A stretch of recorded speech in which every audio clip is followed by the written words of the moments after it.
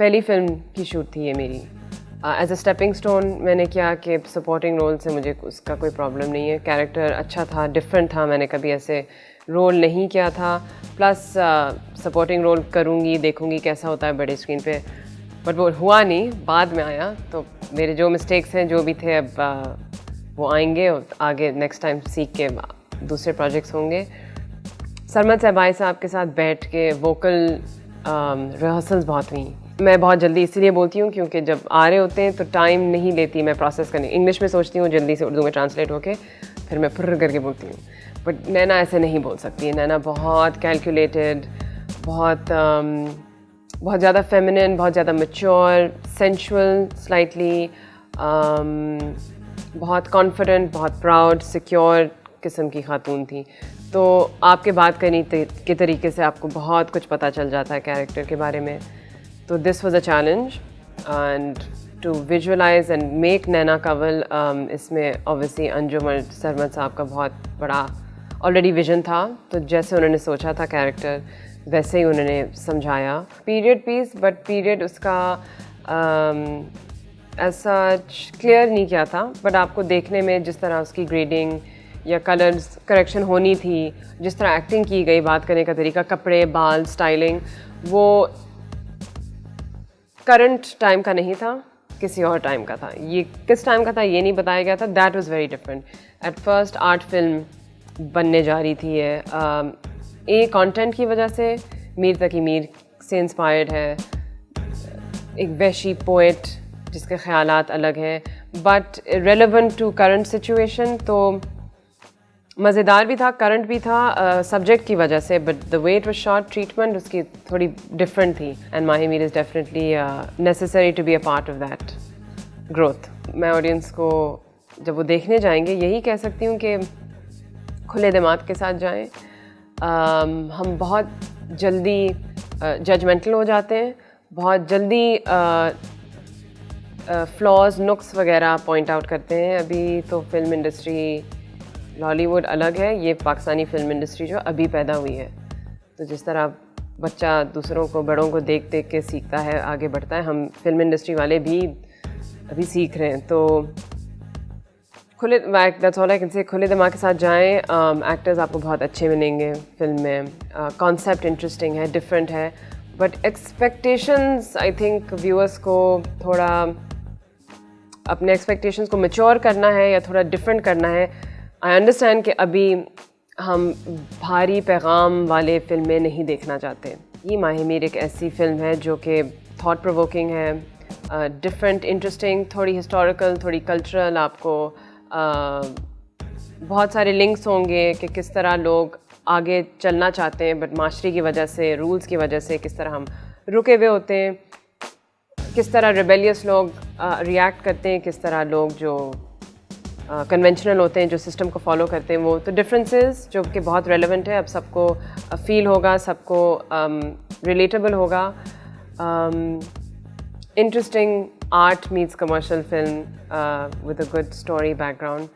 सो मुझे पता है कि लोग बहुत ज़्यादा शदीद इंतज़ार में बैठे हुए इस फिल्म के लिए, because Dev got such big names and a big story. Mir का नाम ही खुद ही, एंड डेफिनेटली उस ट्रेलर में जो पहले टीज़र निकला था, ये बात सबको बहुत पसंद आई। जो मंजर साहब कहते हैं कि हम ये नहीं कहते थे कि मीर कहते थे, हम कहते हैं मीर कहता है। तो that just goes to show कि कितना रेलेवेंट टॉपिक और उनकी भी बातें और जो फिल्म में बातें हैं। ये फिल्म डेफिनेटली स्टोरी बेस्ड इतनी नहीं है, more subtext, between the line messages की कहानी है। थ्रू डिफरेंट बहुत ज़्यादा डायलॉग के थ्रू और एक्टर्स के कैरेक्टर्स के थ्रू आपको बहुत बड़ी बातें शायद समझ आएंगी, just the way they react और जो कहते हैं। ऑब्वियस स्टोरी जो है, एक आदमी है जो शायर दीवाना होता है एक औरत के पीछे, उसका जो वैशी प्यार होता है अपने काम से, और उस औरत के लिए इज़ ऑन द सरफेस की कहानी जो आपको पूरे से नज़र आएगी, लेकिन अंदर बहुत सारे लेयर्स हैं जो कि स्लाइटली इंटेलिजेंट ऑडियंस के लिए है। ऑडियंस इज़ इंटेलिजेंट, पर थोड़ा ज़ोर लगा के, दिमाग का ज़ोर लगा के फिल्म देखनी होगी, विच इज़ गुड। वो आपको चैलेंज करेगा और आपको पता चलेगा कि आपको ऐसी फिल्में देख के ज़्यादा मज़ा आता है when you have to think like Hollywood में कितना होता है इंसेप्शन टाइप फिल्म्स, हालांकि ये इंसेप्शन बिल्कुल नहीं है बट थॉट प्रोवोकिंग फिल्म है ये. Production wise I think it is very difficult for them to bounce between एक पुराना ज़माना टाइप फील और फिर बिल्कुल ही मॉडर्न. बहुत मुश्किल ट्रिकी सिचुएशन है. You know, I think it's a very tricky situation, and I'm sure it'll look good.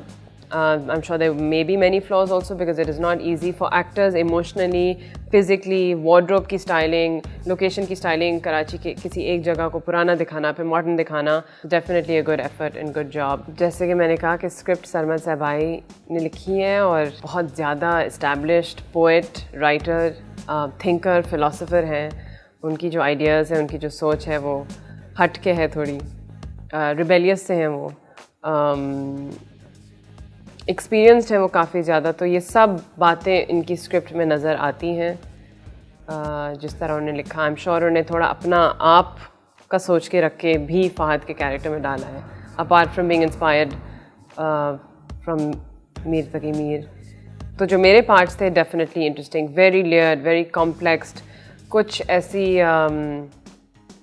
हल्की बात नहीं की किसी ने, काफ़ी भारी बातें की हैं सब ने. बहुत सब टेक्स्ट है सारी लाइनों में, क्या कुछ कह रहे हैं लेकिन उसकी जो पीछे की स्टोरी है या इंटेंशन जो है उस लाइन के पीछे और उसकी कॉन्सिक्वेंसेस जो हैं.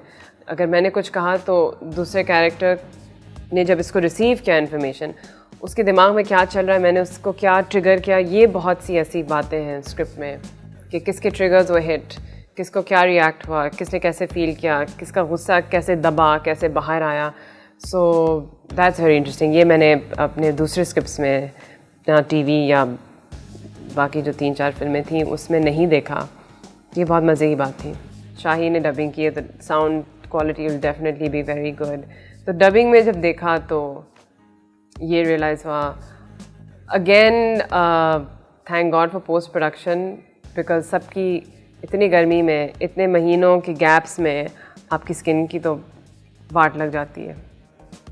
तो आपको अपने स्किन का post production hopefully will take care of all that, because I think जिस हालत में हम लोग काम कर रहे थे बहुत अनग्लैमरस, बहुत मुश्किल था.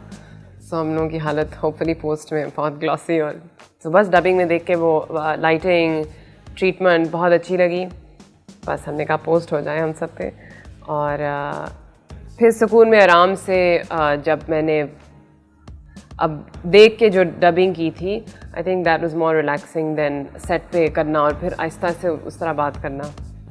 कम सी माह मीर, सपोर्ट पाकिस्तानी फिल्म्स, अपना ऑनेस्ट ओपिनियन दें, बट ओपिनियन दें. जजमेंट, बैशिंग, स्लैंडर कि बुरी फिल्म अच्छी, अच्छा बुरा कुछ, यस अच्छी फिल्म हो तो अच्छी फिल्में चलती हैं, बट किसी चीज़ को बुरा कहना और जज करना आई थिंक बहुत, इट्स टू सून. मज़े का टाइम है अभी for people to go see films.